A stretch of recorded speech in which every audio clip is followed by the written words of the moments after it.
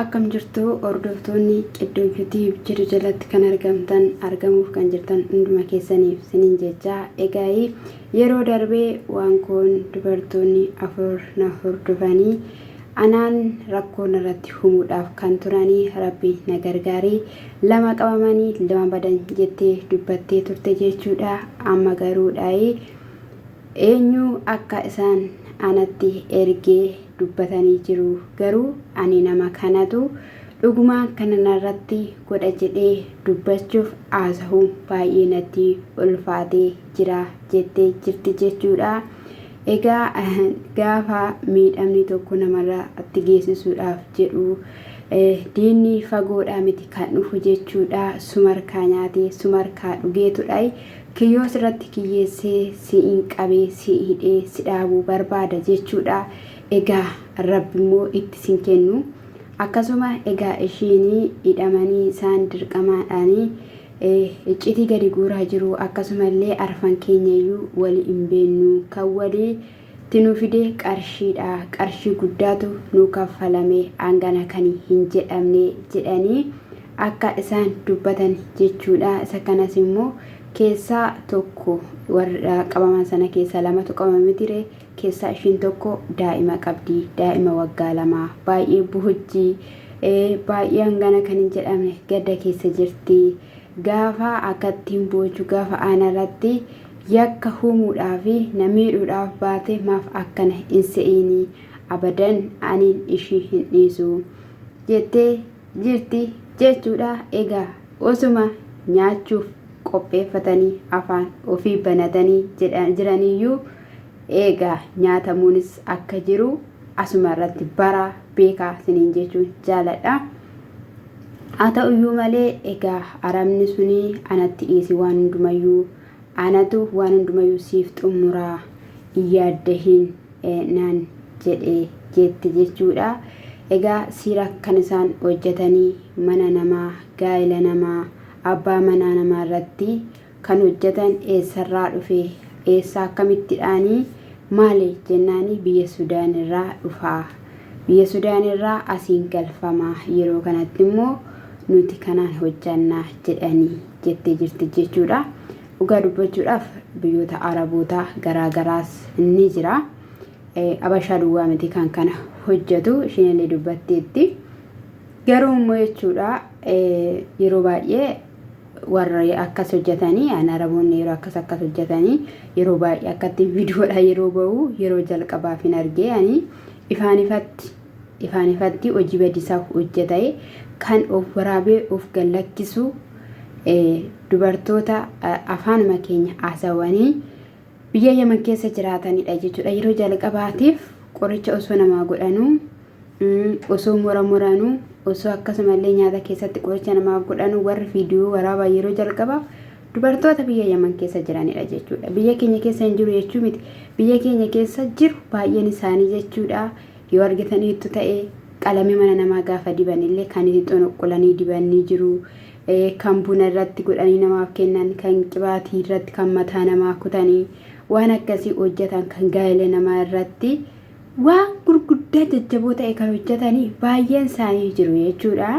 Haa ta'uyyuu malee dhoksaadhaan miliqanii akka attuutti maaliif jennaan isaan waattuudha waan ta'eef jechuudha.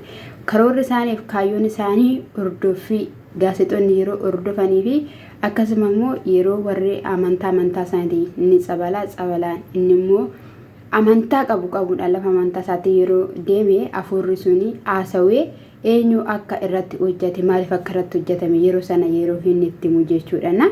Isaan kun immoo seexana kana bakkee fayyinaa dhaqaniiti eenyu akka irratti hojjete baruu osoo hin taane isaantu jalqabarraa kaasee kaameraa keeyyate kaameraan hojjeta jechuudha. Akkasumallee yeroo darbee keessaa eenyu akka hojjetu maaltu akka hojjetu akkasuma safara warra caaltu dhaqee poolisoota qabsiisuu dadhabee miti garuu immoo Oromoo koo lammii koo saaxilu jedheenii jette jechuudha. Isaan kun dhugaa dubbachuudhaaf Oromoon bakka hin bu'an. Oromoodhaan bakka hin bu'an. Oromoo miti isaan jechuudha. Seexanoota malee nutti waamamuu hin danda'anii jechuudha. Ammallee ani waan kudhaan kan hin jedhu jechuudha. Lubbuun isaanii hangafannifamutti. as achi keessaa immoo jechuudha xaragamanii hanga bahanitti otoo dhisuufaatti baay'inatti tola jechuudha. Maaliif jennaani eenyu akka irratti hojjate isheen irratti hojjatte sun biyya sana keessaa akka baatu akkasumas immoo warri har'a hidhamanii qabamanii jiran kuni biyya sana keessaa akka gara biyyaatti galan yeroo sana salphinni isaanii akka beekamu qaana'uun isaanii akka beekamu bakka warri qulqulluu ta'an warri qajeelinaan jireenya jiraachuu eegotan nagaan akka jiraatan ishinis jetteetti nagaan akkasin jiraatan nan godha ani calleedhaan dhiisu waan barbaade yoo ta'e biraa hin deebi'u jettee jirti jechuudha. Dhugaa dubbachuudhaa fi baay'ee nama gaddisiisa jechuudha. Yoona jechuun isaan karaa biraatiin ammas kiyyoo biraa kiyyeeffatu maaliif jennaani midhamni kun irra gaheera waan ta'eef ammas nama biraa barbaadu jechuudha. Ani nama ajaa'iba qarshiin dhala namaa kana wanti inni goone hin jiru. Qarshii mee karaa qajeeliname otoo ta'ee haa ta'u qarshii karaa qajeelinaan dhumne qarshii seexanni har'a ittiin dhaloota saamaa laphee dhaloota ittiin hataa jirtutti amananii kinoo haala kanaadhaan sanyii isaanii jechuudha. Qarshii sana koshitu isaanii caala haadha daa'imaatii akka isheen naafoftu yookiin immoo akka isheen dubbachuu dadhabduuf jedhanii kan irratti hojjetan jechuudha.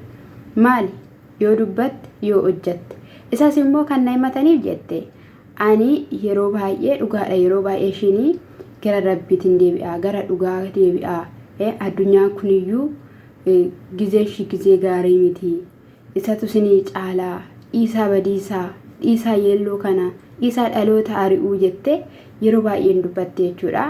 Sanarraatidhaan kan ka'e maaltu ta'eree hojii keenya karaa hojjennu dhabneerra ishiitu nu saaxilaa jira ishiitu waa baay'ee jedha jettee dubbachaa turan jette.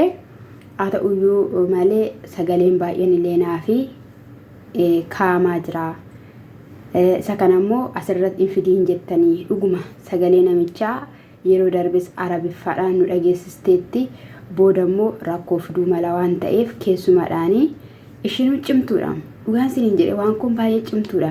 Waan hin hojjedhuuf akkaataan ittiin godhu kaameraa irratti hin dubbadhu jette. Kaameraa irratti yoon dubbadhe jette yoon ani asirratti dubbadheera ta'e ishiin na jalaa baddi. Namittiin kana goote kun na jalaa baddi. Osoon immoo dhugaa ta'uusaa hin bariin isaanumti dubbataniidhaa fi nama kanadha jedhee nama sanaan qabsiisuu hin barbaadu. Garuu immoo keessaan ani qoradheen bira ga'a akkaataan ittiin bira ga'us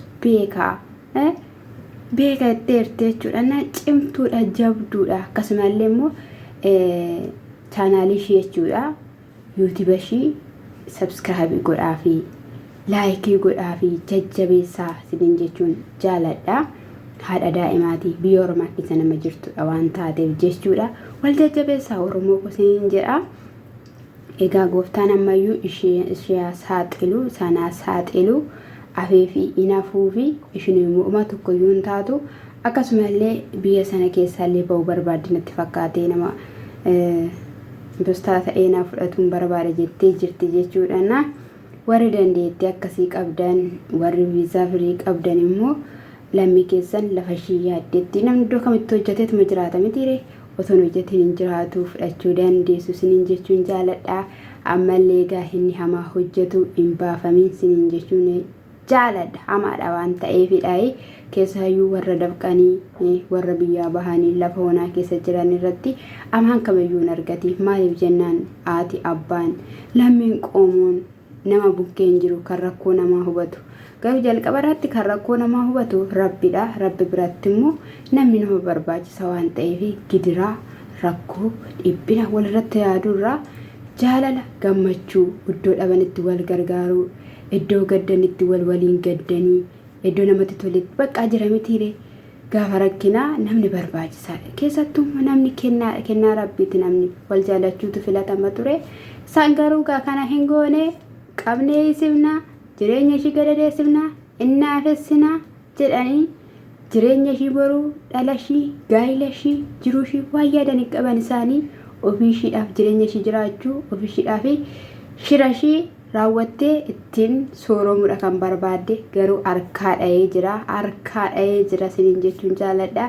Hunda ishii jechuudha dhugaan siin jedhee hunda ishii seenaa hojjedhu akkuma jettee ishiin hojjetteetti gadi baaseen anillee yoon du'eera ta'e jette anillee yoon du'eera ta'e warri dhaloonni boru akka miidhaman hin barbaadu ganaan gadi shi guursisa ganaan gadi shi aasofsiisa jechuudha na har'a jechuudha salphachuudhuma qaana'uudhuma sildhossaadhaan milixxanii harkatti qabattanii guduunfattanii ilmoo nama balleessuuf turtan mitiire siree gaamma sin balleessira jechuudha achi garafaman gaafa garafan immoo jechuudha gaafa garafan sin miidhamee gommaan hin garafin maaliin akka isaan garafan itti naa'imedha maal akka jetti feerroodhaan haatuman dirmammuu namaa madaa namaa dhukkubbii haa hargan jechuudha feerroodhaan akka isaan cagadan taasisin siin jedha isa kana siifan barreessamoo koomentii dhugaan siin jedha feerroon haatumanis siin jedha nasa kana hordoftoonni Qeeddoo